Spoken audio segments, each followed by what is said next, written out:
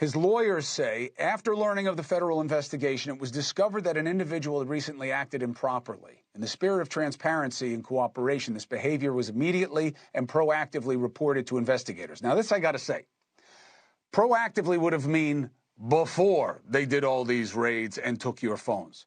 It is going to strain credulity, meaning it's hard to believe.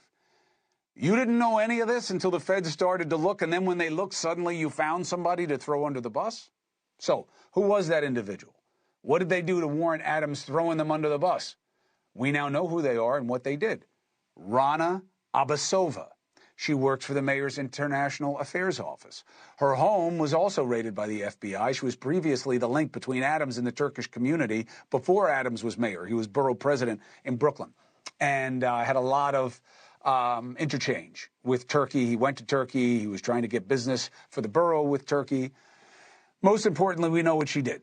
She reportedly lied to the FBI. Now, if that's true, that's a crime. You can lie to the cops, basically, but you cannot lie to the feds. Let's bring in New York City prosecutor Paul Callan, okay, and Democratic strategist Kurt Bardella.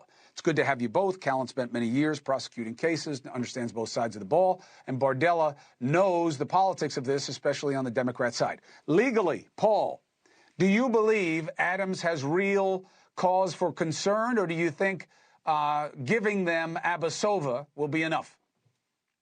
I think he has real cause for concern, and he's gone out. He's hired a top-notch white-shoe defense attorney. Now he's got a fund to help pay for that attorney. And you have an enormous number of FBI agents devoted to this investigation. So it looks to me like it's a serious criminal investigation. And I certainly would be concerned if I were counsel representing Eric Adams. But bear in mind, this may only involve underlings in his campaign doing improper things to raise money. It may not link back to him at all in the end. These are hard cases to prove ultimately, and a lot of them have been brought in the past in New York without success. De Blasio, the prior mayor, was investigated, never indicted. So we'll have to see what develops, Chris. And the Supreme Court just hardened the standard recently in terms of you need to show a very straight line in the quid pro quo, this for that. So there'd be two buckets, Paul, and then I'm coming to you, Kurt.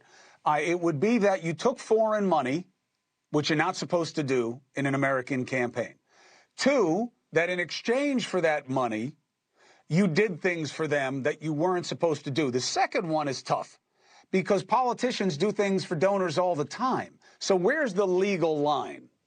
Well, it's very difficult in this case because let's face it, New York is the most international of all cities. And we have the United Nations here. And the claim is that Eric Adams helped the Turkish consulate deal with a fire department permitting problem on their new headquarters. He made a phone call. Well, you know, you kind of would expect that the mayor of New York would be trying to help consulates get located in the city because it helps the prestige of the city. So I see nothing criminal in that.